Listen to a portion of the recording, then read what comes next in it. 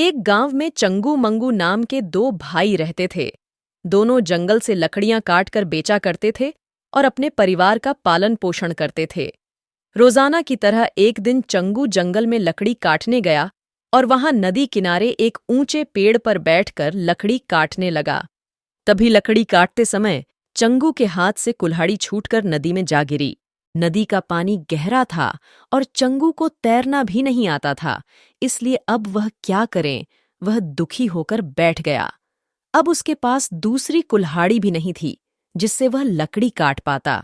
तभी वहां एक जल परी प्रकट हुई और उसने चंगू से कहा कि चिंता मत करो, मैं तुम्हारी कुल्हाड़ी अब भी ढूंढ कर लाती हूं। और थोड़ी देर बाद जलपरी पानी में से एक चमचमाती चांदी की कुल्हाड़ी निकाल कर लाई और चंगू से कहा कि क्या यह कुल्हाड़ी तुम्हारी है?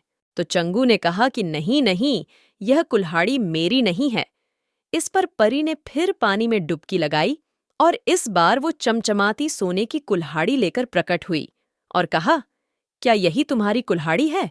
इस बार भी चंगू ने मना कर दिया तो परी फिर पानी में गई और इस बार वह लोहे की कुल्हाड़ी लेकर आई और उसने कहा, क्या यह तुम्हारी कुल्हाड़ी है? तो चंगू अपनी कुल्हाड़ी को देखते ही पहचान गया और कहा, हाँ, यही है मेरी कुल्हाड़ी।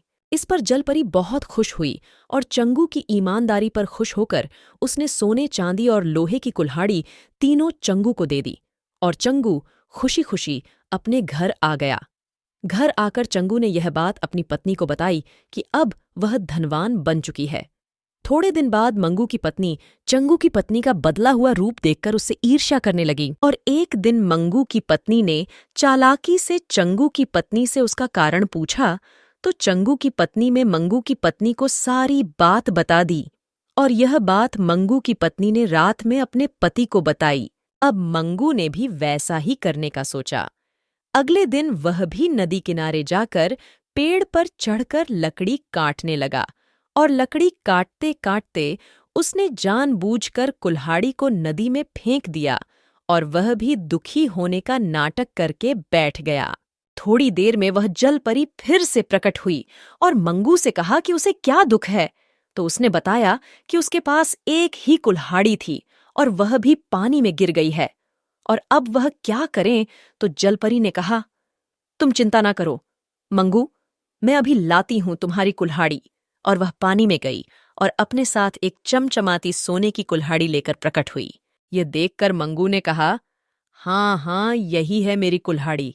जलपरी मंगू के लालच को भांप गई और कहा कि लालची मंगू, मैं तुम्हारी बात को अच्छे से समझ गई हूं। तुम लालची हो, इसलिए तुमने जानबूझकर कुल्हाड़ी पानी में फेंक दी और अब सोने की कुल्हाड़ी को तुम अपना बता रहे हो। जाओ, अब मैं तुम्हें कोई कुल्हाड़ी नहीं देने वाली, तुम्हारी असली कुल्हाड़ी भी नहीं। उसके बाद मंगू के पास पछताने के सिवा अब कुछ नहीं बचा और अब उसे अपनी लालच की सजा मिल चुकी थी। इसलिए कभी किसी को देखकर ईर्ष्या नहीं करना चाहिए और न कभी लालच करना चाहिए, नहीं तो उसका भी हाल मंगू जैसा ही होता है।